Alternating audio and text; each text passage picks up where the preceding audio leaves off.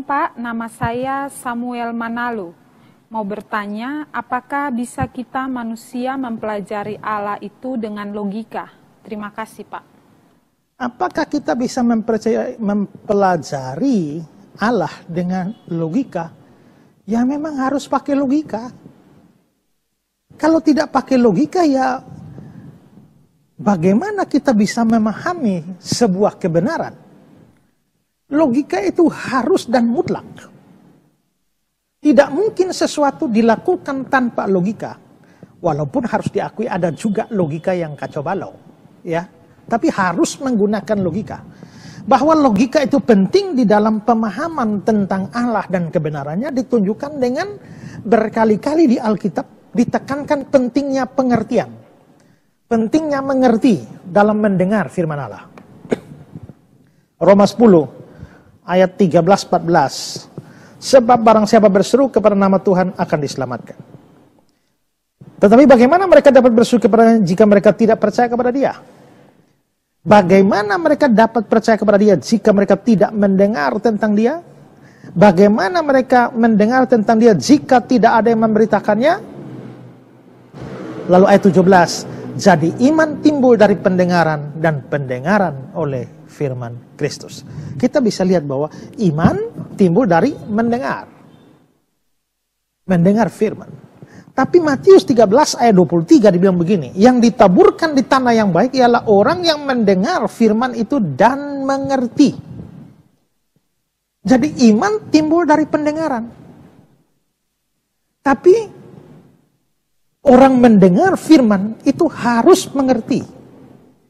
Itu untuk, kan kita lihat Tuhan Yesus memberikan perumpamaan tentang penabur ya. Ada benih yang jatuh di pinggir jalan, ada yang di semak duri, tapi ada juga yang di tanah yang baik.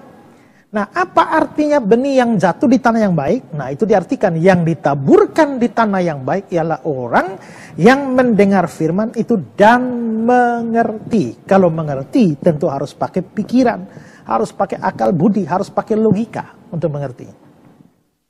Juga kita disuruh untuk mengasihi Tuhan dengan akal budi kita. Matius 22:37. Jawab Yesus kepadanya, kasihilah Tuhan Allahmu dengan segenap hatimu, dengan segenap jiwamu, dan dengan segenap akal budimu. Berarti akal budi dipakai, pengertian mesti dipakai, logika mesti dipakai. Hanya tentu saja kita tidak boleh hanya logika saja. Karena kalau tidak, maka kita tidak sampai pada sebuah penerimaan yang lebih dalam tentang kebenaran. Mengerti dengan logika harus, tetapi tentu menerima dengan hati. Perasaan kita itu juga harus berperan penting di dalam pengenalan akan Allah. Tapi tidak boleh membuang logika. Selain itu juga, kita mesti sadar juga bahwa karena Allah itu Allah yang maha besar, Allah yang kebenarannya sebenarnya itu melampaui kita, pikiran kita, maka ada kebenaran-kebenaran tentang Allah yang di atas akal. Ada kebenaran-kebenaran tentang Allah yang melampaui logika kita. Dapatkah engkau memahami hakikat Allah, menyelami batas-batas kekuasaan yang maha kuasa? Tingginya seperti langit, apa yang dapat kau lakukan? Dalamnya melebihi dunia orang mati, apa yang dapat kau ketahui? Lebih panjang dari bumi ukurannya, lebih luas daripada samudra. Ayub pasal 11 ayat 7 sampai ayat 9. Dalam Ayub 36 ayat 26. Sesungguhnya Allah itu besar, tidak tercapai oleh pengetahuan kita. Lalu Ayub pasal 37 ayat 22-23. Dari sebelah utara muncul sinar keemasan. Allah diliputi oleh keagungan yang dahsyat, yang maha kuasa yang tidak dapat kita pahami. Besar kekuasaannya dan keadilannya dan seterusnya. Nah, berarti memang firman perlu dimengerti dengan logika. Tapi firman juga mengajarkan bahwa ada kebenaran-kebenaran Allah yang melampaui logika yang tidak tercapai oleh pengertian.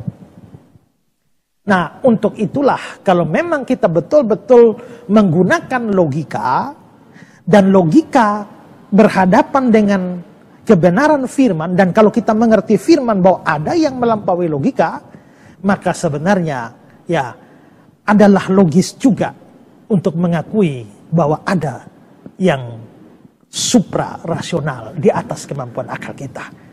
Mujizat-mujizat jelas adalah kebenaran-kebenaran yang melampaui, yang supranatural, supra-rasional. Nah, karena itulah maka memang kita membutuhkan iman. Salah satu kebenaran yang bersifat supra-rasional, di atas logika, yaitu Allah Tritunggal itu. Kita seringkali kita bisa lihat belakangan ini orang banyak mempersoalkan Tritunggal yang sukar dijelaskan. Justru sukar dijelaskan itu baik dan benar. Karena kalau menjelaskan Allah mudah sekali, itu bukan Allah yang sungguh-sungguh. Karena terlalu mudah dikuasai oleh akal. Tapi Allah yang sesungguhnya, dia yang cipta akal. Dia di atas akal, dia lebih besar dari akal. Maka akal menjadi sukar untuk memahami dia dalam keseluruhan keberadaannya.